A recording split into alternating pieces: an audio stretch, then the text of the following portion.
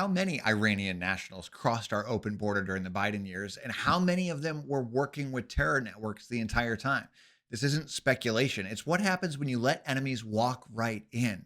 How many of Iran's agents are already inside the United States? Stick around because I've got multiple clips digging into this, starting with border czar Tom Homan sounding the alarm. This is Andy with TrendingPolitics.com. Hit like, subscribe, and let's get into it. Tom Homan warns of possible Iranian sleeper cells entering the U.S. under the Biden administration. I said the last 4 years, my biggest concern was this open border was the biggest national security vulnerability this country's ever seen.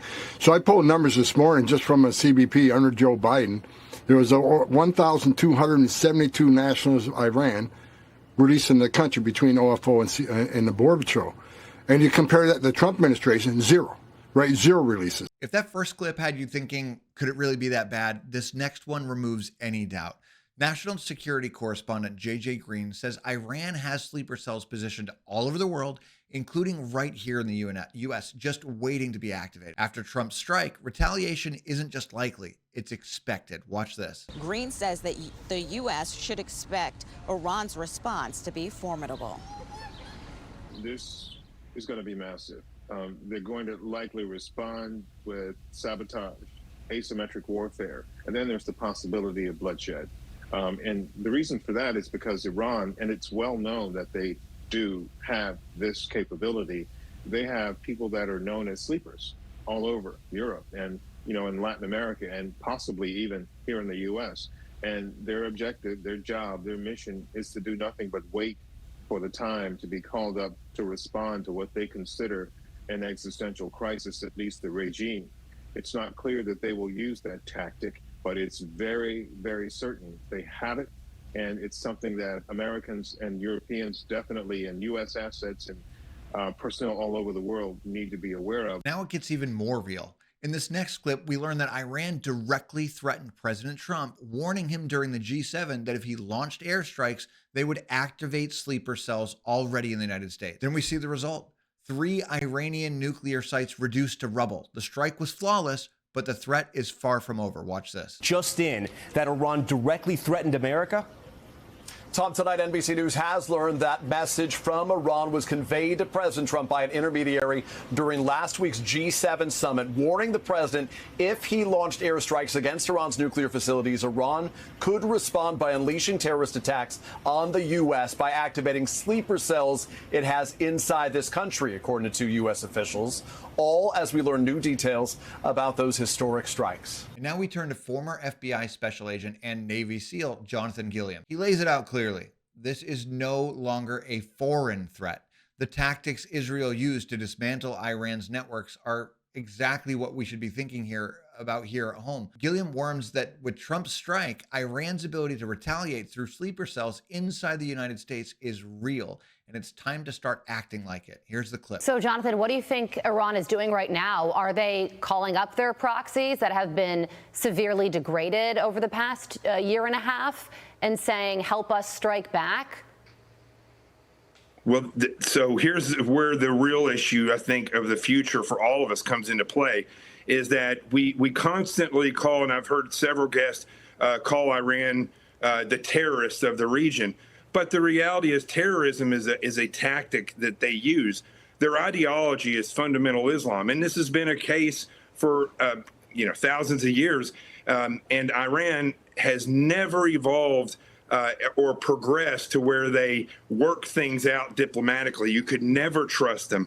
And so with this fundamentalism, this is the fear that I have, is that even inside the United States, the exact attack that Israel just carried out inside the borders of Iran, with the way that our border was down for 4 years, there could be cells here that could be activated by Iran or proxies and groups that are loyal to Iran.